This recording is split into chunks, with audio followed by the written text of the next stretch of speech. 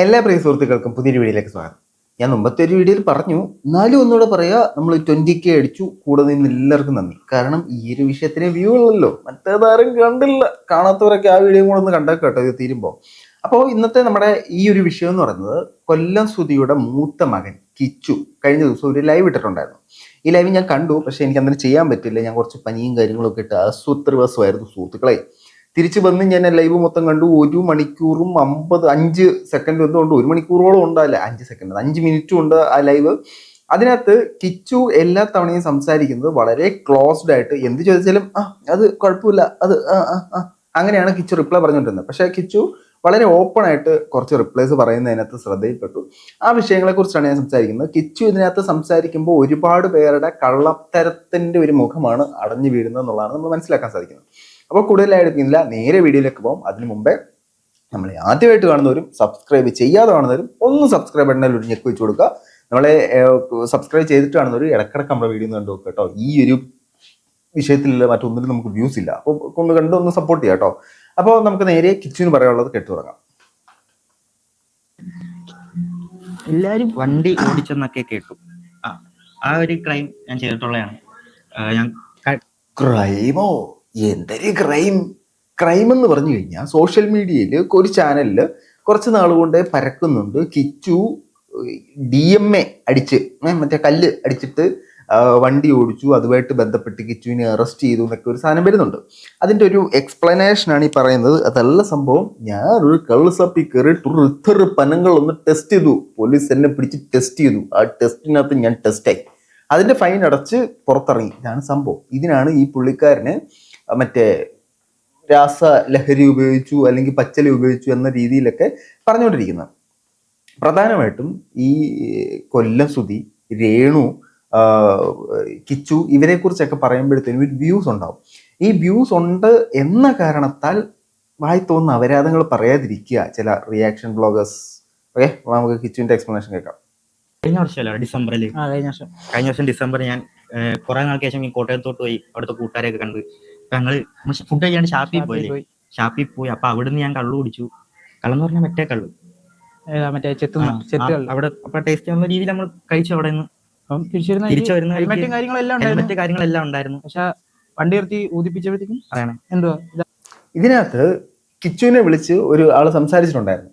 ആ കോളിനകത്ത് സംസാരിക്കുന്നുണ്ടായിരുന്നു, കിച്ചുവിനെ പോലീസ് പിടിച്ചു, കിച്ചു മദ്യപിച്ചു എന്ന വിഷയം ഞാൻ പുറത്തേക്ക് വിട്ട് കിച്ചുവിനെ അപമാനപ്പെടുത്തും എന്ന രീതിയിൽ സംസാരിക്കുന്നുണ്ടായിരുന്നു. കിച്ചു തന്നെ പറഞ്ഞു, അങ്ങനെ ഒരു ക്രൈം ഞാൻ ചെയ്തിട്ടുണ്ട്, ഇനി ഇതുണ്ടാക്കി എന്ത് ചെയ്യുമെന്ന് അറിയണമല്ലോ. കിച്ചു തന്നെ പറഞ്ഞു, ഞാൻ മദ്യപിച്ചു, പോലീസ് പിടിച്ചു, ഫൈൻ അടച്ചു, പുറത്തു വന്നു. മദ്യപിക്കുക എന്ന് പറയുന്നത്, അല്ലെങ്കിൽ മദ്യപിച്ച് വാഹനം ഓടിക്കുക എന്ന് പറയുന്നത് ഒരിക്കലും പ്രോത്സാഹിപ്പിക്കേണ്ട അല്ലെങ്കിൽ നമ്മൾ അംഗീകരിച്ച് കൊടുക്കേണ്ട ഒരു തെറ്റല്ല. എന്നിരുന്നാൽ പോലും ഒരു തെറ്റ് പറ്റി, അത് പുള്ളിക്കാരൻ അതിനെ റിയലൈസ് ചെയ്യുന്നു, പുള്ളിക്കാരൻ അതിന് അപ്രോച്ച് ഫൈൻ അടച്ച് ആ തെറ്റിന് ചെയ്തതിനുള്ള പിഴവ് ചെയ്യുന്നു, പുള്ളിക്കാരൻ അതിന് തിരിച്ചു വരുന്നു. അതിനുശേഷം നീ 1992 അതുവഴി പോയപ്പോൾ സ്മോക്ക് ചെയ്തു, ഞാൻ പബ്ലിക് മീഡിയയിൽ എന്ന് പറയുന്നതിനോടൊന്നും എനിക്ക് താല്പര്യമില്ല കേട്ടോ. പുള്ളിക്കാരൻ ഇനി അത്തരത്തിലൊരു സാധനം ചെയ്യാതിരിക്കുക. വളരെ വളരെ മെച്യൂർഡായിട്ടാണ് കിച്ചു സംസാരിക്കുന്നത്. ഈ ഒരു മെച്യൂരിറ്റി അമ്മയ്ക്കുണ്ടാവണമെന്ന് ഞാൻ ആഗ്രഹിക്കുന്നു, ഇദ്ദേഹത്തിന്റെ അമ്മയ്ക്ക്. ഏതാ? രേണു അമ്മ കേട്ടോ. അല്ലാണ്ട് ഈ പറയുന്ന പോലെ അവിടുത്തെ പപ്പ വന്നിറക്കിയെന്നോ അങ്ങനൊന്നും. Note this point your honour. കോട്ടയത്ത് വെച്ചിട്ടാണ് ഈ വിഷയം ഉണ്ടാകുന്നത്. കോട്ടയത്ത് വെച്ച് ഈ ഇഷ്യൂ ഉണ്ടാകുമ്പോഴത്തേനും കോട്ടയത്താണ് രേണു താമസിക്കുന്നത്. രേണുവിന്റെ അച്ഛൻ തങ്കൻ ചേട്ടൻ താമസിക്കുന്നത്. തങ്കൻ ചേട്ടൻ അല്ല വന്നിറക്കിയത്, ഈ കൂട്ടുകാരനാണ് വന്നിറക്കിയത്. അപ്പോൾ ഈ വീട്ടുകാർ തമ്മിലുള്ള ഒരു ക്ലോസ് റിലേഷൻഷിപ്പിനെ കുറിച്ച് നിങ്ങൾക്ക് മനസ്സിലാകുന്നുണ്ടല്ലോ അല്ലേ? സ്വാഭാവികമായിട്ടും ഇങ്ങനൊരു പ്രശ്നം അവരുടെ നാട്ടിൽ വെച്ച് നടക്കുമ്പോൾ, അവരുടെ നാട്ടിൽ വെച്ചല്ല എവിടെ വെച്ച് നടക്കുമ്പോഴത്തേനും ഈ ഒരു വീട്ടുകാർ ഓടി ചെല്ലത്തില്ലയോ? നിങ്ങളുടെ വീട്ടുകാരാണ് ഓടി വരത്തില്ലയോ നിങ്ങൾ അബദ്ധത്തിലൊരു പ്രശ്നത്തിൽ പെട്ടെങ്കിൽ പോലും? പക്ഷെ ഇവിടെ നാളെ ചെന്നിട്ടില്ല, നമ്മൾ തന്നെ കൈയിട്ടടച്ച് നീന്തി കരയ്ക്ക് കയറി പോകണം കേട്ടല്ലോ. അതാണ് കിച്ചുവിന്റെ അവസ്ഥ. ബാക്കിയേക്കാം. മിണ്ടാതിരിക്കുന്നോളം നിന്റെ അച്ഛൻ ആണെങ്കിൽ അതും ഒരു സംഭവമാണ്. മിണ്ടാതിരിക്കുന്നു എന്നുകൊണ്ട് ഇവൻ ചെയ്തെന്ന് ആവത്തില്ല. ഒരു സംസാരം വേണ്ട എന്നുള്ള രീതി ഇവന്റെ ഒരു സൈഡ് ക്ലിയർ ആയിട്ട്. ഈ മിണ്ടാതിരിക്കുന്നു എന്നതുകൊണ്ട് ഞാൻ ആ തെറ്റ് ചെയ്തു എന്ന അർത്ഥമില്ല. പുള്ളിക്കാരൻ പറഞ്ഞത് വളരെ ശരിയാണ്. പക്ഷേ നിങ്ങൾ ഓപ്പണം പായ വളരെ നല്ലതാണ്. പക്ഷേ ഈ ഒരു വിഷയത്തിൽ കിച്ചു എടുത്ത സ്റ്റാൻഡ് എനിക്ക് ഭയങ്കരമായിട്ട് ഇഷ്ടപ്പെട്ടു. ഒരു കോൺട്രവേഴ്സി നടക്കുകയാണ്. ഫസ്റ്റ് ഓഫ് ഓൾ നമ്മളത് ന്യായീകരിക്കുക. അത് നമ്മളെപ്പോലുള്ള ആളുകൾ എടുത്തിട്ട് വായി തോന്നിയ അവരതൊക്കെ പറയും. സെക്കൻഡ് ഓഫ് ഓൾ അതിനെക്കുറിച്ച് സംസാരിക്കാതിരിക്കുക. അതാണ് ഏറ്റവും മെച്യൂർഡ് ആയിട്ടുള്ളത്. എനിക്ക് സംസാരിക്കാനുള്ള കാര്യങ്ങൾ മാത്രം ഞാൻ സംസാരിക്കുക. ഈ ഒരു മെച്യൂരിറ്റി രേണു കാണിച്ചിരുന്നെങ്കിൽ ഈ കോൺട്രവേഴ്സികളൊന്നുമില്ല. പക്ഷെ പുള്ളിക്കാരിക്ക് കോൺട്രവേഴ്സികൾ വേണം, കോൺട്രവേഴ്സി വെച്ച് ബിഗ് ബോസിൽ പോകണം. പക്ഷെ കോൺട്രവേഴ്സി ലേശം കൂടിപ്പോയപ്പോഴത്തേനും ബിഗ് ബോസ് ഒറ്റ ചവിട്ട് കൊടുത്ത് വെളിയിലോട്ട്. ക്ലിയർ ആൻഡ് കട്ടായിട്ട് പറയും, പറഞ്ഞോട്. ഞാനിപ്പോ ഓരോ കാര്യങ്ങൾ ഇവിടെ എടുത്തു കഴിഞ്ഞു കഴിഞ്ഞാൽ അതിനൊരു ചർച്ചയായി, പിന്നെ അത് ഇതായി, ഇതിനൊരു അവസാനം കാണത്തില്ല. എന്തിനാണ് ഞാൻ ഇപ്പം ഓക്കെ ആണ്, ഇതിൽ ഓക്കെ ആണ് അല്ലേ? കൊല്ലത്തുള്ള കാവ്യേ ഹായ്. അപ്പൊ അതാണ് കിച്ചുവിന് പറയാനുള്ള മറുപടി. കിച്ചു പല വിഷയങ്ങളിലും ഇടപെടാത്താണ്, മനഃപൂർവ്വമായിട്ട് ഉത്തരം പറയാത്താണെന്ന് എനിക്ക് മനസ്സിലായി. നമുക്ക് ബാക്കിയും കൂടെ കേട്ടിട്ട് കുറച്ച് കാര്യങ്ങൾ വരാം. ഇപ്പം ലേറ്റസ്റ്റ് ആയിട്ട് കേൾക്കുന്ന ന്യൂസ് എന്താണ്? മറ്റേ സെക്കൻഡ് മാരേജ്. അതാണ് ഏറ്റവും സെക്കൻഡ് മാരേജ്, അങ്ങനെ ഒരു മാരേജ് നടന്നിട്ടുണ്ടായിരുന്നു. സെക്കൻഡ് മാരേജ്, അങ്ങനെ ഒരു മാരേജ് നടന്നിട്ടുണ്ടായിരുന്നു എന്ന് കിച്ചു ആണ് പറയുന്നത്. പക്ഷെ രേണുവിനോട് ചോദിച്ചാൽ അറിയില്ല, വീണ അറിയില്ല, വീണയുടെ കല്യാണ സർട്ടിഫിക്കറ്റ് അറിയില്ല. അപ്പൊ അങ്ങനെ ഒരു സാധനം ഉള്ളതാണ് എന്ന് നമുക്ക് കൊല്ലം സുധി പറയുമ്പോൾ നമുക്ക് എങ്ങനെ വിശ്വസിക്കാവോ ആ ഒരു തരത്തിൽ വിശ്വാസ്യമായ ഒരാൾ വന്ന് പറഞ്ഞിട്ടുണ്ട്. അപ്പൊ അങ്ങനെ ഒരു രണ്ടാം ഭാര്യയുടെ കാര്യമുണ്ട്. ഇനി എന്തുകൊണ്ട് അവർ പിരിഞ്ഞു എന്ന വിഷയത്തെക്കുറിച്ച് പറയുന്നുണ്ട്. ഇതിനകത്ത് വീണ പറയുന്നതും പരിപൂർണമായിട്ട് ശരിയല്ല എന്ന രീതിയിലാണ് കിച്ചു സംസാരിക്കുന്നത്. നമുക്ക് കേൾക്കാം. രണ്ടുപേരും ഓക്കെ അല്ലായിരുന്നു, എപ്പോഴും അടിയും കാര്യങ്ങളായിരുന്നു.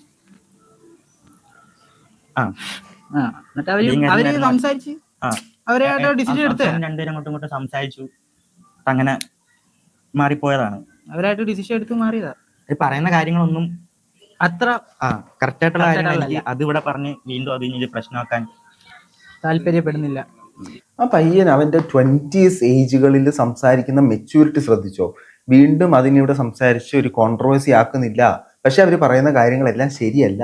അവർ തമ്മിൽ തുടക്കം മുതലേ വഴക്കും കാര്യങ്ങളും ഒക്കെ ആയിരുന്നു. അവർ പരസ്പരം സംസാരിച്ച് വേർപിരിഞ്ഞതാണ്. അപ്പൊ ഈ രേണുവിന്റെ ചാറ്റ് പിടിച്ചു എന്നുള്ള കഥയിൽ രേണു പറയുന്നതാണോ ശരി? ഇപ്പൊ ഞാൻ രേണുവിനെതിരെ പറഞ്ഞ വ്യൂ ഉണ്ട് എന്നുള്ളത് കൊണ്ട് എല്ലാത്തിനും രേണുവിന് ഒപ്പോസ് പറയുന്നത് ഞാൻ തയ്യാറല്ല. ഒരു പക്ഷേ അപ്പൊ ഈ രേണു പറയുന്ന പോലെ ഈ ഒരു കാലഘട്ടത്തിൽ ഈ രേണു ഇല്ലായിരുന്നിരിക്കും, അതിനുശേഷം ഇങ്ങനെ വന്നിരിക്കും. പക്ഷെ ഇങ്ങനെ ഒരു രേണുവിന്റെ ചാറ്റിനെ കുറിച്ച് എന്തോ ഒരു സംസാരം നടക്കുന്നുണ്ട്. അങ്ങനെ ചാറ്റ് വന്നു. അപ്പൊ രേണു അവിടെ പറഞ്ഞില്ലേ, സുധിച്ചേട്ടൻ കൂടെ കിടന്നുണ്ടാക്കുക കൊച്ചാണ് എന്റെ കൊച്ച എന്നൊക്കെ പറഞ്ഞിട്ട് പറഞ്ഞാൽ അതെന്താന്ന് മനസ്സിലായില്ല. ബാക്കി കേൾക്കാം.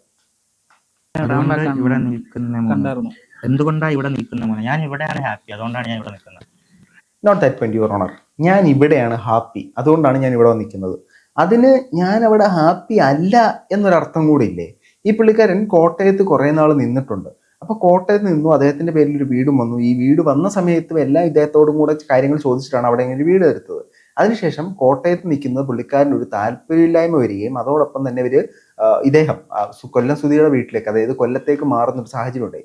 ചോദിച്ച ചോദ്യത്തിനുള്ള ഉത്തരവ് എന്ന് പറഞ്ഞാൽ ഞാൻ ഇവിടെ നിൽക്കുമ്പോഴാണ് കുറച്ചും കൂടെ ഹാപ്പി. അപ്പൊ അവിടെ നിൽക്കുമ്പോൾ എന്തൊക്കെയോ പ്രശ്നങ്ങൾ, ഈ സോഷ്യൽ മീഡിയയിൽ കടന്ന് പുകയുന്ന ചില പ്രശ്നങ്ങളുടെ റൂട്ട് കോസ് കറക്റ്റ് ആണ് എന്ന് നമ്മളെ തോന്നിപ്പിക്കുന്ന തരത്തിലാണ് പറയുന്നത്. പക്ഷെ കിച്ചു അത് ഓപ്പണായിട്ട് പറഞ്ഞിട്ടില്ല, കിച്ചു അത് ഓപ്പണായിട്ട് പറയത്തില്ല. അത് ആ പയ്യന്റെ മാന്യതയാണ്. എന്ത് പറയണം, എന്ത് പറയാൻ പാടില്ല, എന്ത് പറഞ്ഞു കഴിഞ്ഞാൽ അനാവശ്യമായി കോൺട്രവേഴ്സി ഉണ്ടാവും, അങ്ങനെ ഉണ്ടാക്കാൻ പാടില്ലെന്ന് പൂർണ്ണ ബോധ്യമുണ്ട് കിച്ചുവിന്.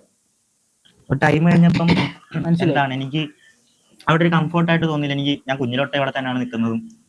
അപ്പം അച്ഛൻ പോയതിനു ശേഷം ഒരു ഇതായിട്ട് തോന്നിയില്ല. അപ്പം അവിടെ അത്ര അങ്ങോട്ട് കംഫർട്ടായിട്ട് തോന്നില്ല. പിന്നെ നമുക്ക് മനസ്സിലാവും അവിടെ ചെന്ന് നിന്ന് കഴിഞ്ഞാൽ ആ പുഴുക്കുത്തെല്ലാം നിങ്ങൾ കാണേണ്ടി വരും. തങ്കൻ ചേട്ടന്റെ ഒരു സ്പെഷ്യൽ പ്രകടനം, എന്റെ നെഞ്ചത്ത് ഫാൻ വന്ന് വീണ്, അത് അമ്മാതിരി നാടകങ്ങളൊക്കെ കാണേണ്ടി വരും. അപ്പൊ ഒരു കണക്കിന് ഇത് തന്നെയാണ് നല്ലത്. ഇവിടെ കൂടുതൽ ഹാപ്പിയാണ് അച്ചി.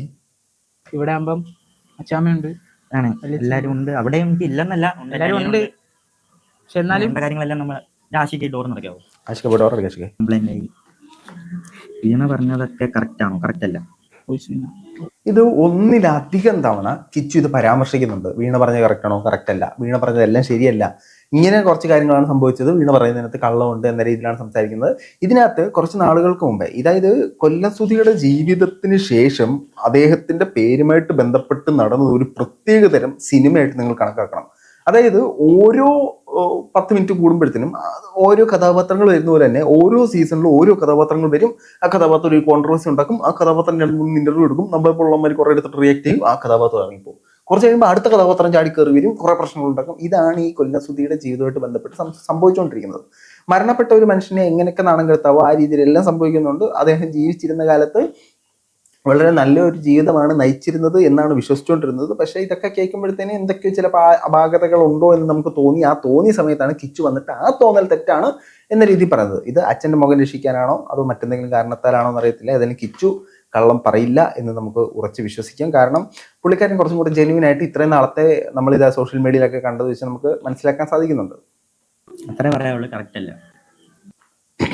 അത്രേ പറയുള്ളൂ, കറക്റ്റ് അല്ല എന്നുള്ള രീതിയിൽ പറയുന്നു. അപ്പോൾ വീണ പറഞ്ഞ കാര്യങ്ങൾ തൊണ്ട തൊടാതെ ഇറക്കാൻ പറ്റത്തില്ല. കാരണം ഞാൻ പുള്ളിക്കാരോട് സംസാരിച്ചിട്ടുണ്ടായിരുന്നു, പുള്ളിക്കാരി കുറച്ച് കാര്യങ്ങൾ എന്നോട് പറഞ്ഞിട്ടുണ്ടായിരുന്നു. പക്ഷേ അന്നേരം ഒന്നും ഈ വിഷയങ്ങളെക്കുറിച്ചൊന്നും ഞാൻ സംസാരിച്ചിട്ടില്ല. സംസാരിച്ച കാര്യങ്ങൾ ഈ രണ്ടാം വിവാഹത്തെക്കുറിച്ചും അതുമായിട്ട് ബന്ധപ്പെട്ട് രേണു പറഞ്ഞ കാര്യങ്ങളെക്കുറിച്ചിട്ടൊക്കെയാണ്. പക്ഷേ ഇങ്ങനൊരു ചാറ്റ് പിടിച്ചിട്ടാണ്, അതിനെക്കുറിച്ചൊന്നും ഞാൻ സംസാരിച്ചിട്ടില്ല. ഞാൻ അധികം സംസാരിച്ചിട്ടില്ല. പക്ഷേ എനിക്കിങ്ങനെ ആളുണ്ടോ എന്ന് അറിയില്ലായിരുന്നു. അവരുടെ സോഷ്യൽ മീഡിയയിലൊക്കെ അവർ വന്ന സമയത്ത് ഞാൻ അവരോട് സംസാരിച്ചിരുന്നു. അവർ കുറച്ച് കാര്യങ്ങൾ എന്നോട് പറഞ്ഞിരുന്നു. അതൊന്നും ഞാൻ പബ്ലിഷ് ചെയ്യുന്നില്ല, അത് പ്രൈവസി ആയിട്ട് തന്നെ ഇരിക്കട്ടെ.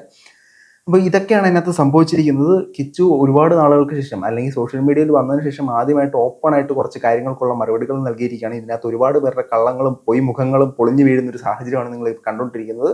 നമുക്ക് നോക്കാം മുമ്പോട്ട് പോകുമ്പോൾ ഇത് എവിടെ പോയി അവസാനിക്കുന്നുള്ളത്. നാളെ പുതിയ കഥാപാത്രമായിട്ട് വരട്ടെ. താജ് പത്തനംതിട്ട കഴിഞ്ഞു, തങ്കഞ്ചേട്ടൻ കഴിഞ്ഞു, വീണ കഴിഞ്ഞു, കിച്ചു വന്നു. ഇനി ആരാണോ എന്തരും നമുക്ക് നോക്കാം. നിങ്ങളുടെ അഭിപ്രായം തീർച്ചയായിട്ടും കമന്റ് ബോക്സിൽ കമന്റിൽ രേഖപ്പെടുത്തും. മറ്റൊരു വീഡിയോ കാണുന്നവരെ ബൈ.